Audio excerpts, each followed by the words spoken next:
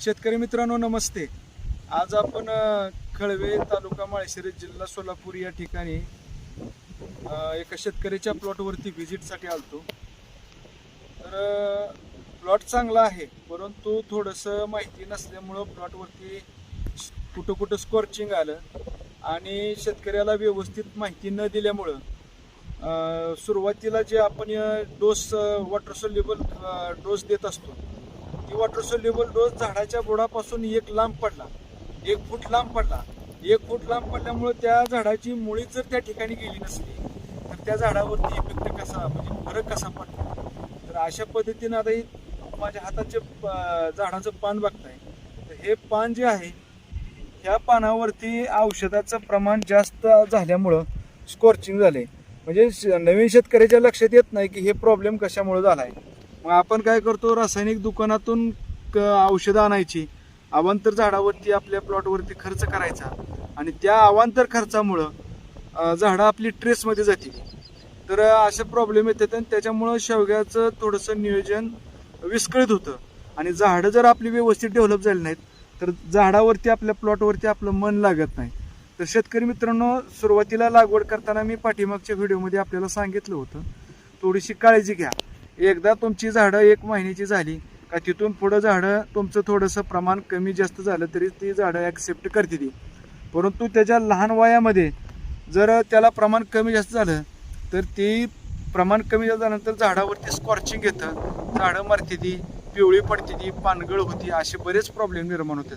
तरी माझ्यासमोर जे प्लॉट बघता शेतकरी मित्रांनो, त्या प्लॉटमध्ये सशाने पण बऱ्याच ठिकाणी झाडं कुरतडलेली आहे, ती झाडांचं स्कॉर्चिंग आलेलं आहे.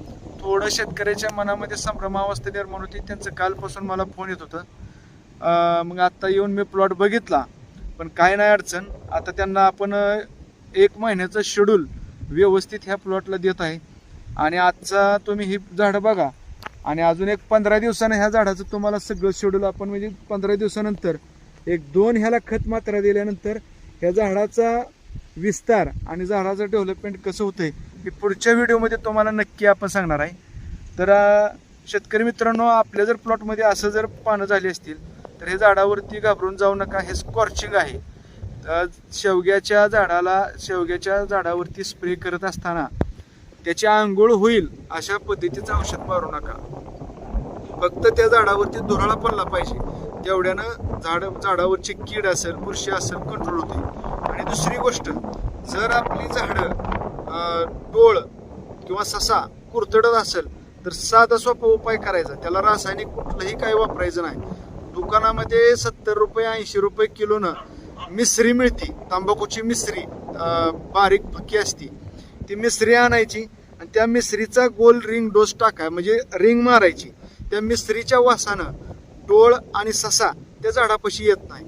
आणि जरी झाडं एखादं जरी कुरतडलं तरी ते झाड लगेच काढून टाकू नका, कारण ते झाड समजा हेतून जर कुरतडलं, साधारण ह्या लेवलनं जर कुरतडलं तर ह्याला खालून ब्रँचेस फुटून परत फुटवे तयार होतात, हे झाड तयार होतं, लगेच झाड कातरून टाकू नका. तर अशा पद्धतीनं नवीन प्लॉटचं नियोजन करा व्यवस्थित. आणि दुसरी गोष्ट, पाणी जास्त देऊ नका. आता बऱ्याच शेतकऱ्यांच्या मनामध्ये संभ्रमावस्था असते की पाणी किती सोडायचं. आता पूर्वी आपण पाणी कसं द्यायचो, पाटाने ज्यावेळेस आपण शेती करत होतो, ड्रीप आत्ताच्या आत्ता आलं ड्रीप, पण पूर्वी काय करत होतो आपण, पाणी दिल्यानंतर 4थ्या 5व्या दिवशी 6व्या दिवशी, हिवाळ्याच्या दिवस असतील तर 7व्या दिवशी, ज्यावेळेस आपल्या जमिनीला वापसा कंडिशन यायची किंवा पीक आपलं पाण्यासाठी उभं राहायचं, त्यावेळेस आपण म्हणायचं की बाबा पीक उभं राहिले, आता पाणी दिलं पाहिजे. आणि त्याच परिस्थितीला आता ड्रीपनं जरी शेवगा करत असं, आपण ड्रीप जरी केलं तरी आज पाणी सोडलं, समजा 1 तास पाणी सोडलं, 3ऱ्या 4थ्या दिवशी किंवा 5व्या दिवशी लक्ष ठेवायचं. आणि प्लॉटमध्ये कधी यायचं, 4 वाजता यायचं शेतकरी मित्रांनो, किंवा 3 वाजता 4 वाजता यायचं. 3-4 वाजता आल्यानंतर झाड जर आपलं उभं राहिलेलं असेल, सुकलेलं असेल, तर दुसऱ्या दिवशी 1 तास पाणी द्यायचं. म्हणजे काळी जमीन असेल तर 5व्या दिवशी वापसा येईल, 6व्या दिवशी येईल. माळरानावरची जमीन असेल, खडकाळ मुरुमाची जमीन असेल तर 3ऱ्या 4थ्या दिवशी येईल. पण एकदा तुम्हाला त्या झाडाचं निरीक्षण करावं लागणार आहे, आपल्या जमिनीचं निरीक्षण करावं लागणार आहे की आपल्या जमिनीला किंवा आपल्या झाडांना कितव्या दिवशी पाणी लागते. एकदा जर तुम्ही निरीक्षण केलं तर तुमच्या लक्षात येते की साधारणतः चौथ्या दिवशी 5व्या दिवशी आपल्या झाडाला पाणी लागते. मग तिथून पुढचं शेड्यूल साधारणतः 4-5व्या दिवशी पाणी 1 तास पाणी द्यायचं, 1 तास. उन्हाळ्याचे दिवस असल्यानंतर साधारणतः आता पावसाळा आहे, जुलै चालू आहे, तर ह्या दिवसामध्ये आभाळ असतं, जमिनीतला ओलावा हटत नाही, त्यामुळे तुम्हाला 8-10 दिवस पाणी द्यायची काही गरज नाही. परंतु उन्हाळ्यामध्ये साधारणतः 3-4 दिवशी ज्यावेळेस झाड पाणी मागेल त्या दिवशी पाणी द्यायचं. तर पाण्याचं शेड्यूल ठेवत असताना तुम्ही म्हणजे गडबडून जाऊ नका अजिबात सुद्धा. ह्याच्यामध्ये काही लय फारसा कॉम्प्लिकेटेड विषय नाही. वापसा कंडिशनला आल्यानंतर पाणी द्यायचं. आता हे समोरच्या प्लॉटमध्ये बघा, आता ही जमीन आपण उकरली,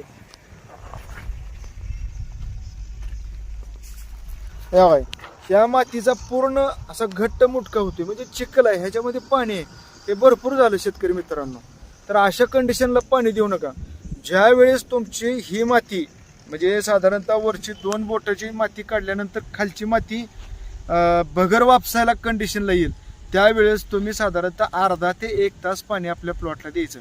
काळी जमीन असेल तर अर्धाच तास द्यायचं, माळरानावरची जमीन असेल तर 1 तास पाणी सोडा. तर अशा पद्धतीनं नवीन रोपांचं नियोजन करा. पुढच्या व्हिडिओमध्ये अशीच आपल्या सर्व शेवगा उत्पादक शेतकऱ्यांसाठी नवीन आणि उपयुक्त माहिती घेऊन येऊया. तोपर्यंत सर्वांना नमस्कार.